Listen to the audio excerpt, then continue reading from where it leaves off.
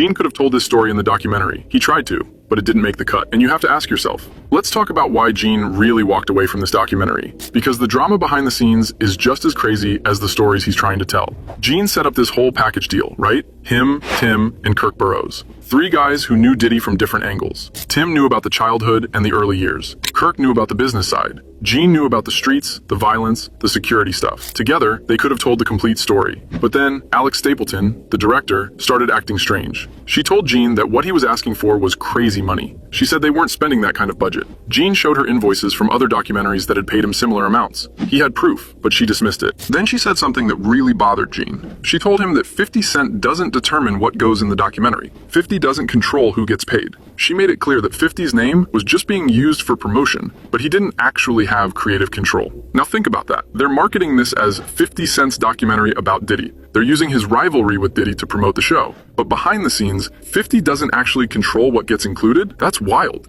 Gene felt disrespected. He's been telling these stories for years on his own platform. He has actual evidence, footage, pictures, documents. And this director is treating him like he's not important. Meanwhile, Kirk Burroughs was making his own side deals. He was calling Gene, trying to pressure him to take less money. But Gene found out Kirk was negotiating his own separate contract behind everyone's back. That's the industry, man. Everyone's out for themselves. So Gene told them all to forget it. He walked away. And that's why the documentary feels incomplete. That's why so many important stories got left out. The man with the most knowledge refused to participate because he was treated poorly. Here's something that really bothers people who watch the documentary. They barely mentioned Kim Porter. Diddy's ex-girlfriend, mother of his children, died suddenly in 2018. She was only 47 years old. Officially, they said it was pneumonia. But a lot of people have questions about what really happened. Kim Porter knew everything about Diddy. She was with him for years. She saw the parties, the business deals, the violence, everything. And then she dies suddenly. And the documentary doesn't really address it? Multiple sources have said the documentary deliberately avoided the Kim Porter story.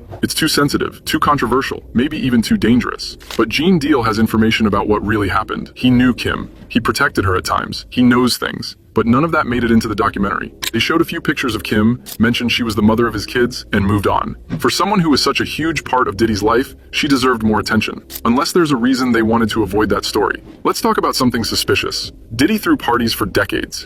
Huge parties with A-list celebrities. Actors, musicians, athletes, politicians, everyone went to Diddy's parties. That was the whole thing about him. He knew everyone. He had connections everywhere. So why doesn't the documentary show any of these celebrities? Why aren't there stories about what happened at those parties? You're telling me Diddy hosted hundreds of freak-offs and not a single celebrity was ever involved? Come on. Gene Deal believes that A-list celebrities paid 50 Cent to keep them out of the documentary. Think about it. These people have careers to protect, families, reputations. If their names got attached to Diddy's crimes, their lives would be ruined, so they paid. And 50 Cent took the money. Because at the end of the day, 50 is a businessman. He's not trying to destroy other people's careers. He just wanted to expose Diddy. But that means the documentary isn't telling the whole story. It's telling a sanitized version. A version that protects powerful people while throwing Diddy under the bus. And Gene sees right through it. The documentary, the 50 Cent? No, I haven't seen it yet. For Diddy? I haven't seen it. Oh man, you worked Everybody hard. telling me you gotta see it. Yeah. I haven't seen it. Yeah, Probably don't want to see it. You probably don't. Because it's all skewed, man. Like when you put stuff together, you create whatever narrative you want to, and at the end of the day, everybody being programmed. You know, right now the man's serving time. Right. You know, he went before the court. The court said this, and everything is God. But God said this is what he got to do. He got to do 5 years in pen. Let him do his 5 years. Speaking of celebrities staying quiet, check out what Marlon Wayans said about the documentary. Someone asked him if he'd watched it, and his response was very interesting. Marlon said he hasn't seen it and probably won't watch it. Then he said something that caught everyone's attention. He called it a narrative. He said when you put stuff together, you can create whatever story you want. Everybody's being programmed, he said. Now, why would Marlon say that? Is he defending Diddy? Or is he calling out the documentary for being biased? Or maybe, and this is what a lot of people think, Marlon has his own experiences with Diddy that he doesn't want to talk about. There have been rumors for years about Marlon and Diddy. Nothing confirmed, just whispers in the industry. And when Marlon refuses to watch the documentary and starts talking about narratives and programming, it makes you wonder, what does he know? Gene Deal probably has information about Marlon too, about a lot of celebrities, but none of them wanted their stories told, so they stayed out of it. How did you get that footage of Diddy? I figured most journalists would not disclose their sources. Does he know y'all have this in the doc? I would doubt he knows. So when this airs, that'll be the first time that his legal team, Diddy, that everybody knows that this footage is now seeing the light of day. Perhaps. Now, let's talk about the most controversial part of this whole documentary, the footage. The behind-the-scenes videos of Diddy before his arrest. Where did 50 Cent get that footage? The documentary shows Diddy in his hotel room in New York, talking to his lawyer on speakerphone. He's discussing strategy, complaining about the media, trying to figure out what to do. This is intimate footage, private conversations. Diddy had hired a videographer to film him during this time. Maybe he thought he was going to make his own documentary later. Maybe he just wanted a record of everything. Whatever the reason, someone was following him with a camera. But here's the problem. That footage belonged to Diddy. The videographer was working for him. There were NDAs signed, contracts in place. And somehow, 50 Cent got his hands on it. Diddy's lawyers immediately sent a cease and desist to Netflix. They called it stolen footage that was never authorized for release. They demanded Netflix pull the entire documentary. Netflix responded by saying they obtained the footage legally, but they won't say how. 50 Cent won't say where it came from. The videographer hasn't spoken publicly. So what really happened? Did the videographer sell the footage because Diddy never paid him? That's one theory. Gene mentions in his interview that Diddy has a pattern of not paying people. Maybe the videographer was another victim who decided to get revenge.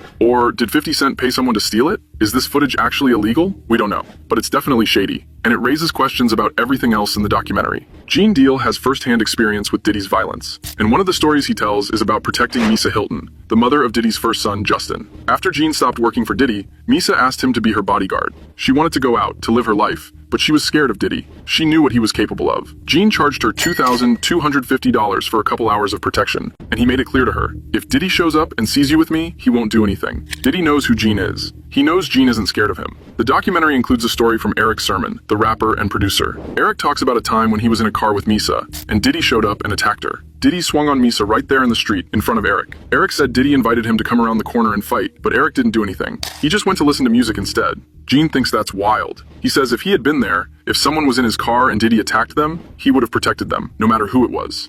Gene confirms that Diddy had a serious problem with violence against women. Everyone knew it. It wasn't a secret in the industry. But people looked the other way because Diddy was powerful and rich. The documentary showed the video of Diddy attacking Cassie in that hotel hallway. Everyone was shocked. But Gene saying this behavior wasn't new. He'd been doing this for decades. The only difference is that video got leaked. So after all of this, what does Gene Deal actually think of the documentary? He watched it, he studied it, he took notes. And his verdict is pretty harsh. Gene says it's old news. Everything in the documentary, people in the industry already knew. The freak-offs, the violence, the control, the manipulation, none of it was new information. It was just packaged nicely for mainstream audiences. The only new thing was that behind-the-scenes footage of Diddy before his arrest. That was interesting. Seeing him talk to his lawyers, seeing him stress about the media, seeing him try to figure out his next move, that was valuable. But everything else? Gene says you watch it once and you're done. There's no reason to go back and watch it again. Nothing shocking enough. Nothing deep enough. And Gene knows this because he could have made it better. He could have provided the depth, the real stories, the actual evidence. But they didn't want that. They wanted a safe documentary that would get views on Netflix without actually putting anyone important in danger.